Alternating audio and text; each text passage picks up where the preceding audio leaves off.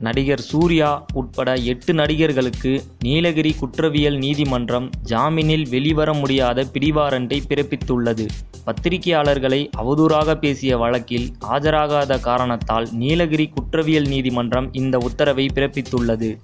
கடந்த 2009ஆம் ஆண்டு பத்திரிகையாளர்களை அவதூறாக பேசியதாக நடிகர்கள் சூர்யா, சத்யராஜ், சேரன், சரத்குமார், விவேக், விஜயகுமார், அருண் விஜய், நடிகை ஸ்ரீபிரியா ஆகிய 8 பேர் மீது நீலகிரி குற்றவியல் நீதிமன்றத்தில் வழக்கு தொடரப்பட்டது.